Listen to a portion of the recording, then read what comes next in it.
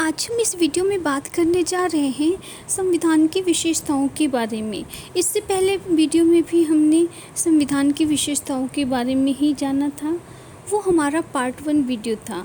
आज का वीडियो हमारा पार्ट 2 वीडियो है। तो आइए जानकारी इकट्ठा करते हैं। एकीकृत न्याय व्यवस्था, इंटीग्रेटेड जुडिशियल सिस्टम।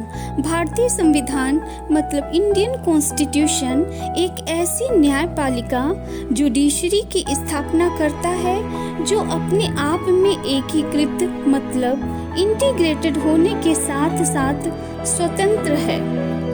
भारतीय न्याय व्यवस्था ब्रिटिश लीग सिस्टम के आधार पर बनाई गई है।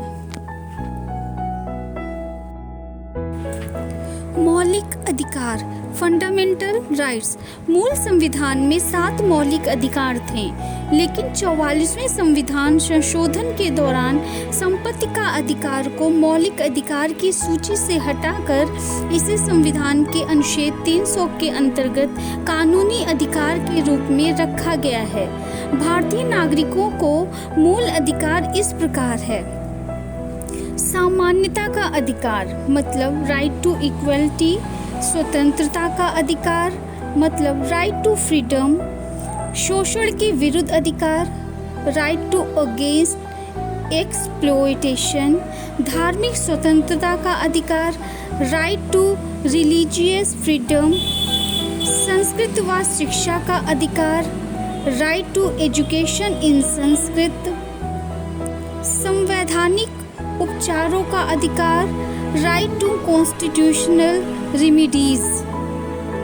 मौलिक अधिकार का उद्देश्य राजनीतिक लोकतंत्र की भावना को प्रोत्साहन देना है। मौलिक कर्तव्य, फंडामेंटल ड्यूटी। मौलिक कर्तव्य नागरिकों को यह याद दिलाते हैं कि अपने अधिकारों का इस्तेमाल करते समय उन्हें याद रखना चाहिए कि उन्हें अपने समाज, देश व अन्य नागरिकों के प्रति कुछ जिम्मेदारी का निर्वहन भी करना है।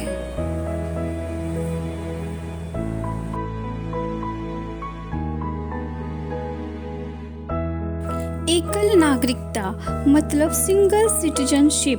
भारत में सभी नागरिकों को, चाहे वह किसी भी राज्य में पैदा हुए हों या रहते हों, संपूर्ण देश में नागरिकता के समान राजनीतिक और नागरिक अधिकार प्राप्त है।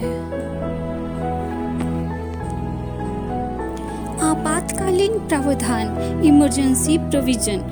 आपातकालीन स्थिति में प्रभावशाली ढंग से निपटने के लिए भारतीय संविधान में राष्ट्रपति के लिए बृहद आपातकालीन प्रावधान की व्यवस्था है।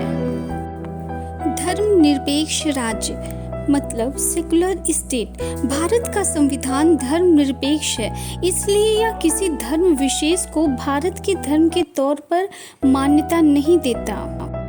राज्य के नीति निर्देशक सिद्धांत मतलब directive principles of state policy. नीति निर्देशक तत्व मतलब डायरेक्टिव प्रिंसिपल्स का कार्य संविधान व आर्थिक लोकतंत्र को बढ़ावा देना है और कल्याणकारी राज्य मतलब स्टेट ऑफ वेलफेयर की स्थापना करना है।